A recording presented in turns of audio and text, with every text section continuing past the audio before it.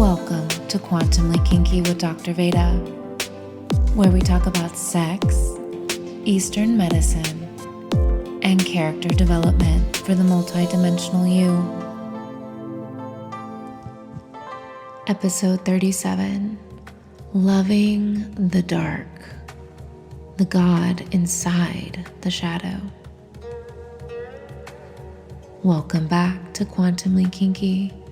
I am your host, Dr. Veda, and you've stepped into your weekly portal where your body is technology, your eros is frequency, and your truth is multidimensional.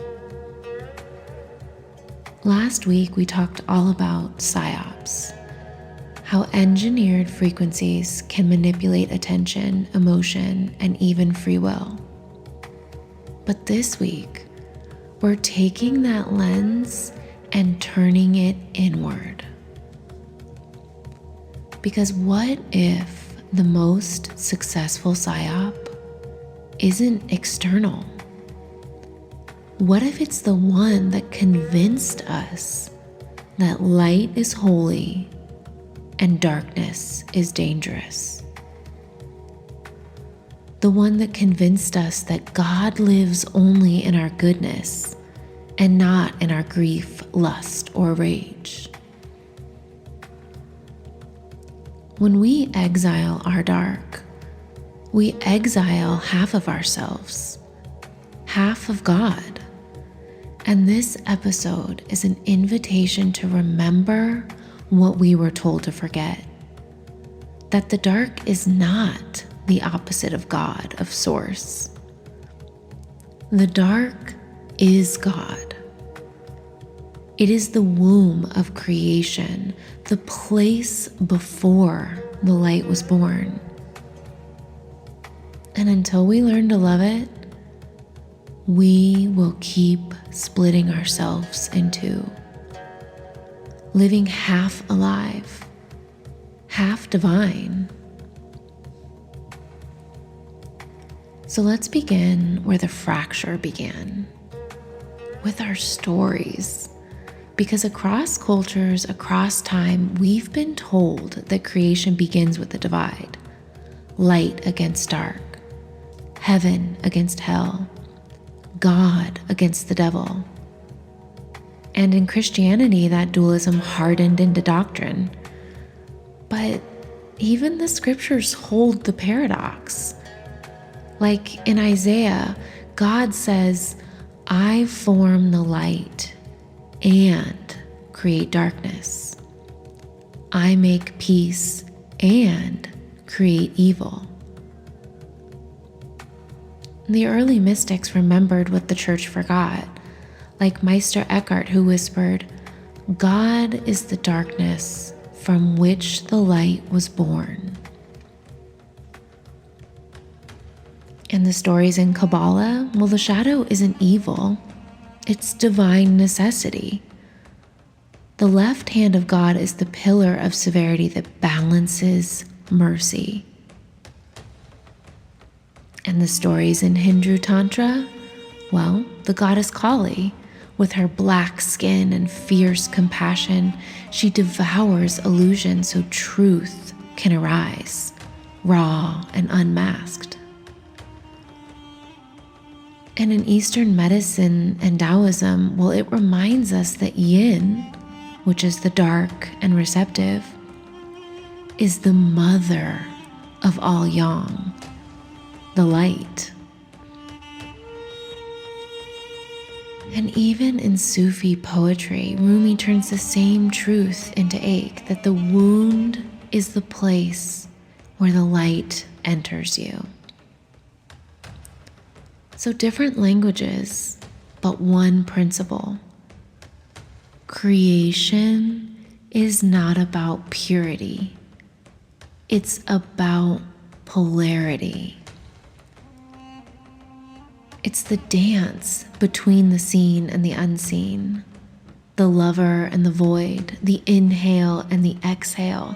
That's what makes life possible. And every tradition and story, when stripped of dogma, it tells us the same thing, that the divine is not one side of the coin. It's the coin itself. Light and dark are not enemies. They are collaborators in awakening. The shadow gives the light its edges. The wound gives wisdom its depth. The fall, well, it gives grace its meaning. Without darkness, light cannot know itself. Without the descent, there is no return. Without the void, there is no creation.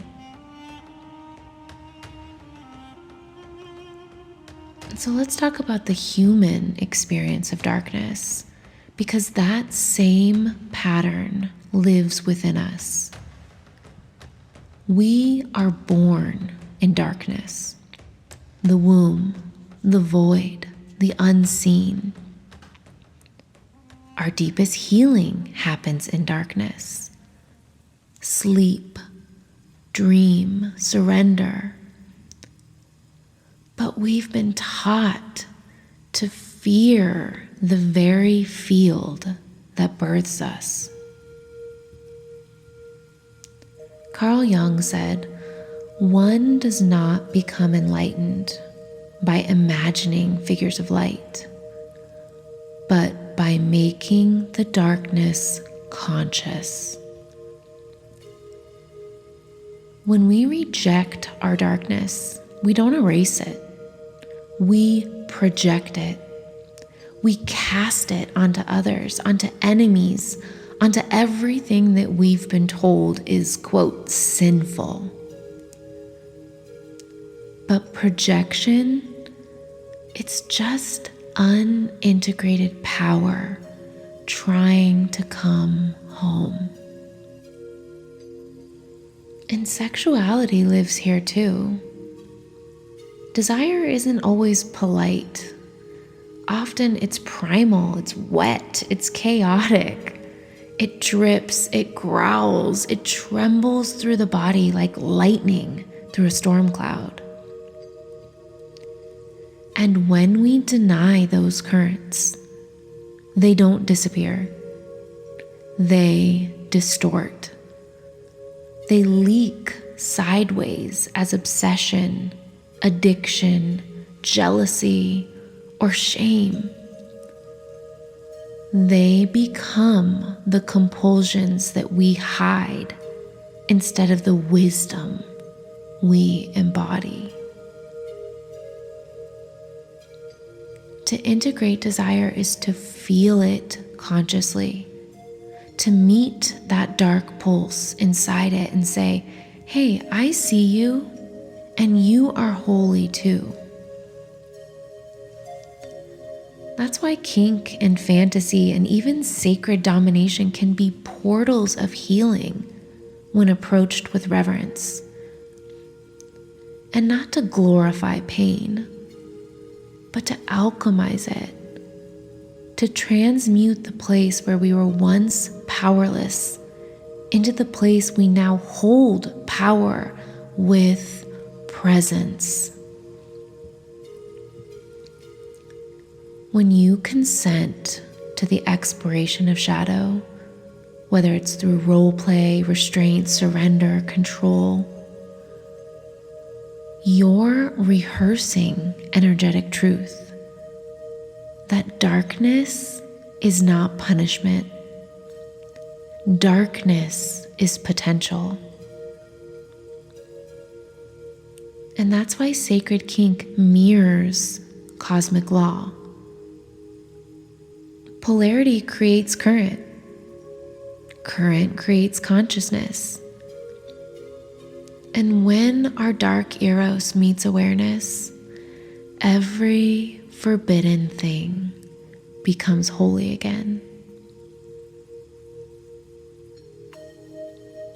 And this wisdom isn't just philosophical, it's biological.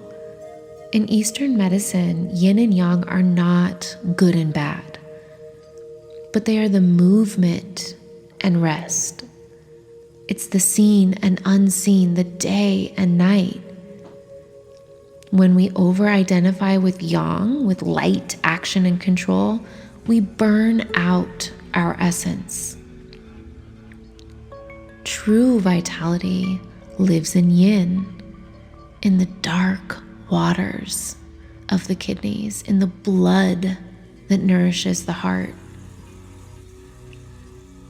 In Eastern medicine, the kidneys, or the water element, they store our jing, and our jing is our deepest essence. Fear also lives there, but so does willpower and ancestral wisdom. So facing our fear, it feeds jing, but fleeing from it, it drains it. The liver, or the wood element, it holds anger, another forbidden emotion. Yet anger is the architect of our transformation. And when we move it through sound, through breath, through body, it becomes courage. Even the heart, the home of the Shen, our spirit, it also requires descent into the darkness. Because to ascend into the light, we must root into darkness. This is the secret of the microcosmic orbit, one of the most powerful circuits for connecting heaven and earth, crown and root, light and dark in our bodies in sacred union. So harmony, not purity, is health. So where am I headed with all of this? Why does it matter to you right now? Because splitting ourselves is what invites lower frequencies. The first thing to understand about darkness is that it's a personal perception. What looks dark from one vantage point may be initiation from another. What looks like shadow from the ego's eye, well, it might be gestation from the soul's eye. When we believe darkness is an absolute enemy rather than a dimension of experience, we create division inside of ourselves. And that division is fertile ground for distortion. It's like cracking the surface of a field, and once there's a split, anything can take root in it. Programs, psyops, manipulations, engineered frequency signals, they don't just target your attention. They target your fragmentation. And listen closely, the more you identify with only one half of your nature, the easier it is for outside forces to hook you with fear, with shame, with outrage. And yes, of course, there's malicious behavior. There are horrible things happening in the world. Exploitation, violence, manipulation. But pause for a moment and ask yourself, do you think that there has ever been a time in human history when there wasn't? Isn't the game of polarity, the tension of light and dark, exactly the stage that we chose to play on when we came to Earth? Perhaps what we're experiencing is not a glitch in the system, but it's the system itself. And please don't misunderstand, this isn't just about bypassing harm or excusing injustice. It's about recognizing that when we polarize internally, when we say things like, I am only the light and the darkness is out there, we become energetically vulnerable to the very forces that we abhor. We lose discernment. We lose our sovereignty. Because light without dark blinds. Dark without light consumes. But their marriage, dark and light, that's coherence. So integration isn't moral compromise. It's energetic invincibility. Nothing to hook into, nothing to shame, just full spectrum being. So again, why is this conversation about darkness so important right now? Because we are living in an age of amplification. Every signal, every emotion, every polarity is being magnified through technology, through media, through frequency. And the collective nervous system is so overstimulated, pinging between outrage and apathy, hope, despair. And when the human field is fragmented like this, distortion thrives. So listen closely. Take a deep breath with me right now.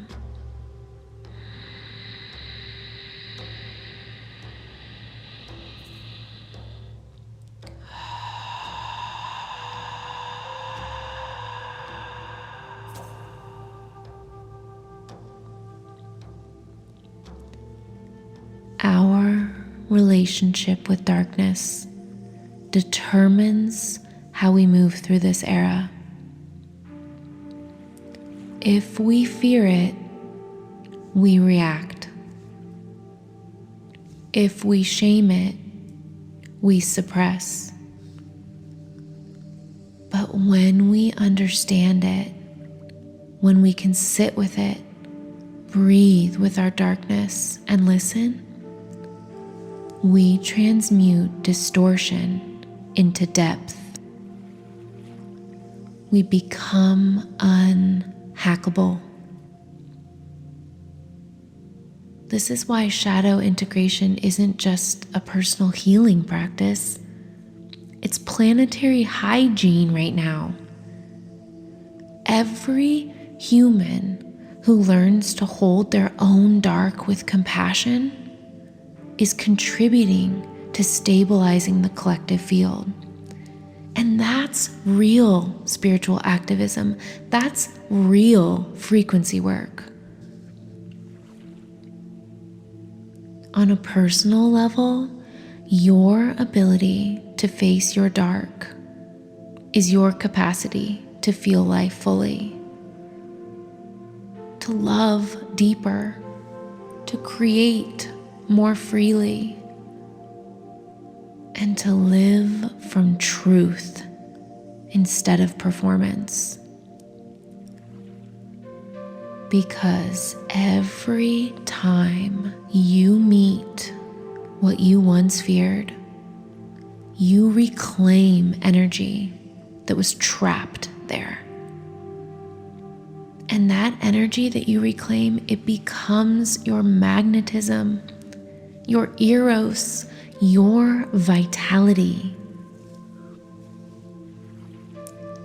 So learning to love the dark, it isn't a detour from your light. It's the doorway to it. It's how you stop outsourcing your safety to external saviors, institutions, or ideologies. Learning to love the dark is how you become your own source of coherence in a world that is addicted to extremes. And that brings us to practice, because theory means nothing without embodiment. We can't just talk about loving the dark. We have to feel it, breathe it, and let it move through our body. So wherever you are right now, I want you to get comfortable. Let's drop in together. Take another deep breath with me.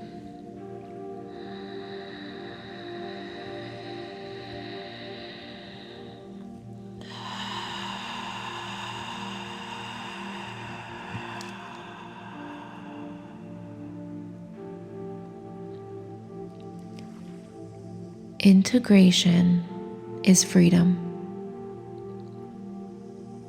The push to be good, to be godly by severing your darkness is spiritual amputation. You do not ascend by cutting away what aches. You do not evolve by erasing what is inconvenient.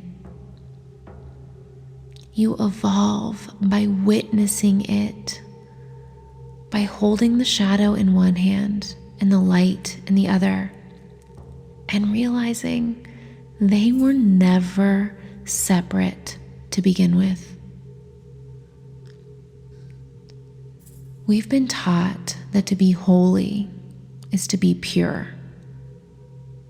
But purity without polarity is lifeless. Creation itself is born from friction, from the meeting of opposites. Without night, the stars would never be seen. Without chaos, order would have no rhythm to dance with. You do not become divine by rejecting what is human. You become divine by loving what is whole, the grief and the glory, the hunger and the grace. When you stop dividing yourself into acceptable and unholy, you remember that divinity was never up there. It was pulsing in your blood, breathing in your flaws, moving through the dirt and the desire. To love what is whole is to come home. It is to end the war within us. It is to look at your own darkness not as a curse, but as the soil that makes your light fertile. Because God is not found in perfection. God is found in wholeness. And when you love all that you are, you become the mirror through which the divine finally sees itself. Complete. So this week, I want you to notice the places in you that you still exile, the emotions that you shame, the desires you hide, the instincts that you label unholy. And I want you to touch that place. I want you to breathe into it. And I want you to say to yourself, nothing in me is exiled. Because the light of God is not floating somewhere above you. It's coiled in the soil of your being, waiting for you to stop pretending that you're separate from it. And it's inside the dark that you fear to enter. So meet it. Make love to it. Let it show you that darkness is not evil. It's fertile. It's creative. It's the womb of becoming. Nothing in me is exiled.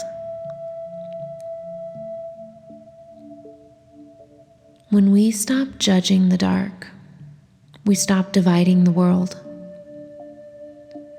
we remember that to be human is to hold polarity, night and day, pain and pleasure, soil and star. The earth herself is built on this rhythm: seed and bloom, decay and rebirth. And she's never once apologized for it. So stop fighting what makes you whole. And remember, the path to holiness was never about purity. It's about remembering that heaven and hell live inside the same heart, and both are yours to love. So whisper again, softer this time, until your body believes you.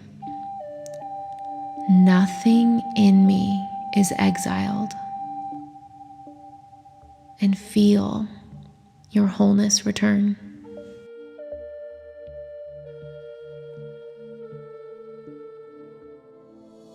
Thanks for listening to today's episode of Quantumly Kinky with Dr. Veda. Until next time, stay turned on